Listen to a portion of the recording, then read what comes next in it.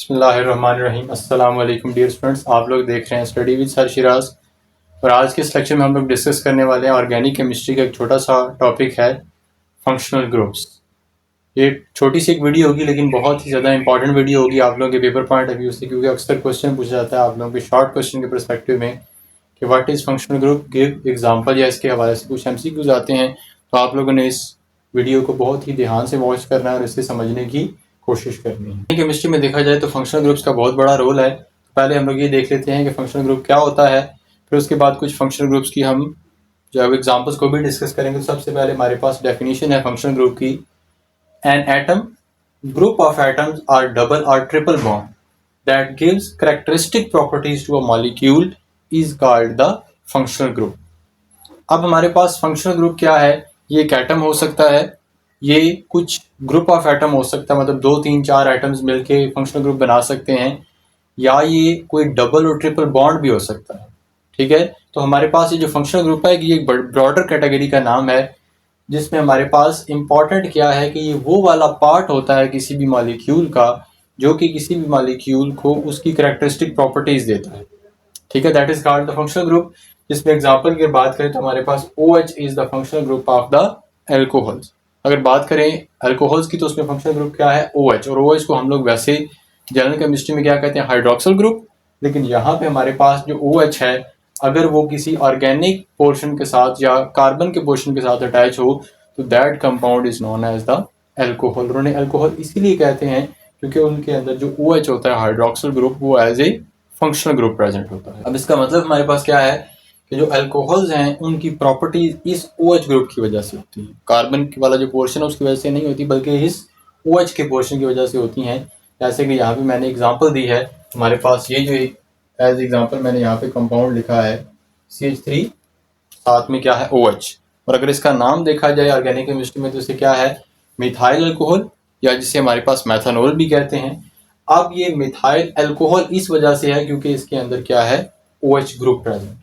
अगर बात की जाए, ये जो वर्ड हमने यहाँ पे यूज किया है कैरेक्टरिस्टिक प्रॉपर्टीज, तो कैरेक्टरिस्टिक प्रॉपर्टीज का मतलब क्या होता है? Chemical properties. किसी भी ऑर्गेनिक कंपाउंड की जो केमिकल प्रॉपर्टीज हैं that are because of the functional group. ठीक है, अब नेक्स्ट हमारे पास हमने कुछ और फंक्शनल ग्रुप्स को भी मैंने यहाँ पे डिस्कस किया है, और खास करके ये जो पॉइंट है कि ये एक एटम हो सकता है, ग्रुप ऑफ एटम हो सकता है, डबल और ट्रिपल बॉन्ड हो सकता है। तो इस एस्पेक्ट को क्लियर करने के लिए मैंने कुछ ऐसी स्पेसिफिक एग्जांपल्स को सिलेक्ट किया है जिसमें आपको नजर आएगा कि कहीं पे एक एटम फंक्शनल ग्रुप है, कहीं पे कुछ group of atoms functional group है, और कहीं पे डबल और ट्रिपल बॉन्ड भी as a functional group act कर रहे हैं। जैसे कि यहाँ पे देखा जाए CH3Cl।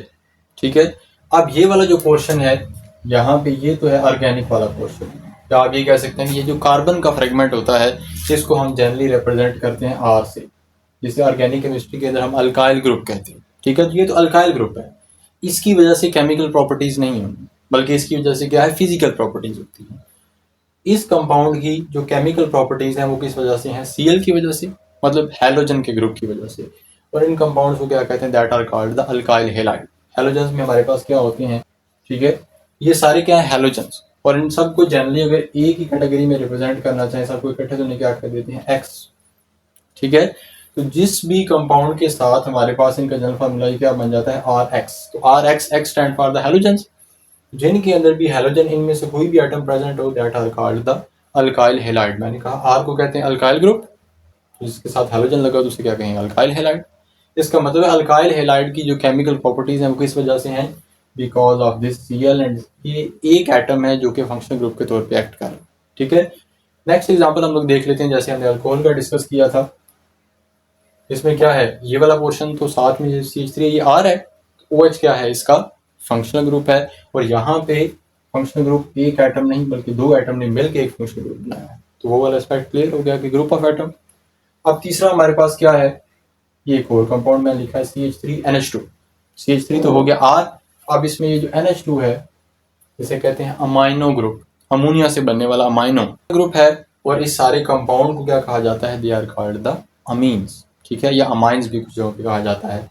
तो इसका मतलब है एटम और ग्रुप ऑफ एटम तो क्लियर हो गया। अब हम देखते हैं डबल और ट्रिपल बॉन्ड।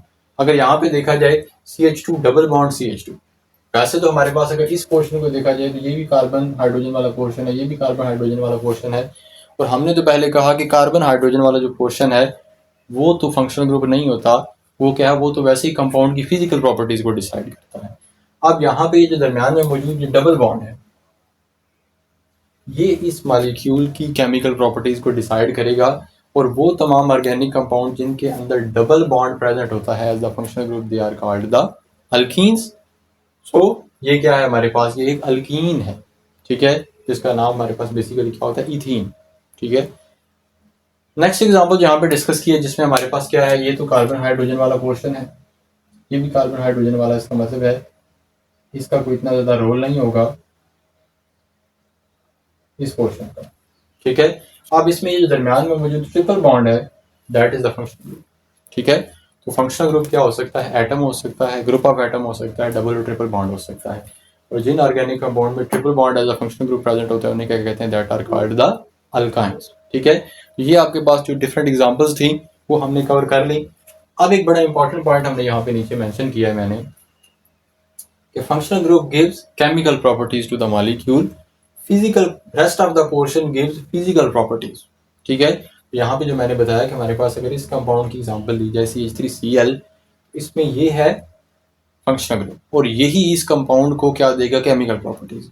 और अगर फिजिकल प्रॉपर्टीज की बात की जाए तो ये जो इसके अलावा पोर्शन है, ये R वाला अल्काइल ग्रुप, ये इस कंपाउंड को क्या दे रहा है, that is giving the physical properties. और फिजिकल प्रॉपर्टीज में क्या है, इस कंपाउंड का मेल्टिंग पॉइंट हो सकता है, बॉइलिंग पॉइंट हो सकता है, फ्रीजिंग पॉइंट हो सकता है, डेंसिटी, ये सारी चीज़ें हो सकती हैं।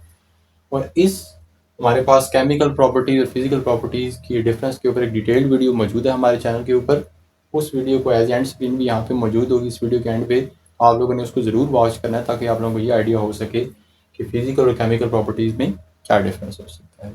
ये था हमारे पास फंक्शनल ग्रुप के हवाले से लेक्चर। अगर आपको इस लेक्चर में कोई भी क्वेश्चन हो तो आप अपने क्वेश्चंस को हमारे कमेंट सेक्शन में जाकर पोस्ट कर सकते हैं। मिलते हैं नेक्स्ट वीडियो में, तब तक के लिए अल्लाह हाफिज़।